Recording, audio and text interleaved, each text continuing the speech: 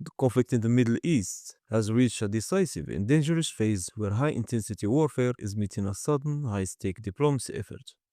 Within the last 24 hours, the New York Times reported that the United States transmitted a 15-point peace plan to Tehran. However, this offer exists alongside a 48-hour military ultimatum demanding the full reopening of the Strait of Hormuz or face the destruction of Iran energy grid. In this video, we are breaking down the reported negotiation, the massive military buildup involving the 82nd Airborne, and why this standoff is creating a global crisis for both food and fuel.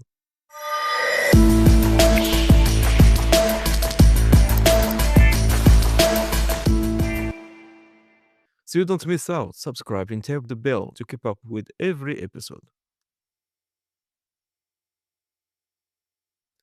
The proposed peace plan likely focuses on three pillars: ending Iranian support for the axis of resistance, dismantling specific nuclear research capabilities, and guaranteeing maritime access for international tankers. President Trump stated that he is holding a very good and productive conversation with the Iranian representative, suggesting they are discussing points regarding the renunciation of nuclear weapons. Despite this claim, the Iranian parliament speaker has publicly denied that any negotiations are taking place, labeling this report as fake news intended to manipulate the financial and oil markets.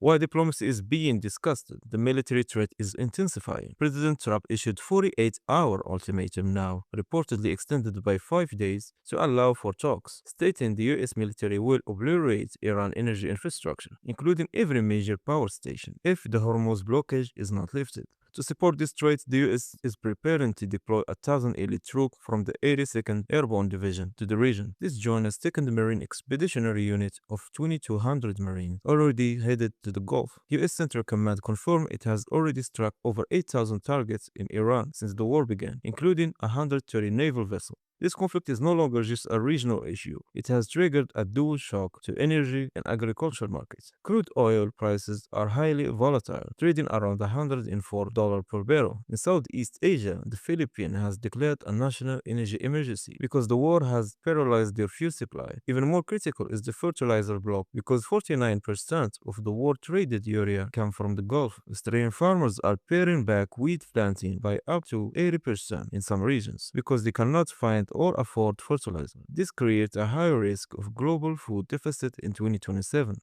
While managing a war abroad, the US government is facing a record-breaking 35-day shutdown of the Department of Homeland Security. Over 100,000 employees are working without pay. The TSA stick-out rate is 5 times the national average, leading to a 4-hour security line at major airports. Beyond the war, the technology sector is also in a state of transition. OpenAI has abruptly shut down its Sora video app and API to prioritize compute resources for enterprise tools. Alongside this, NASA has paused its Lunar Gateway station to focus $20 billion on building a permanent base on the moon's surface.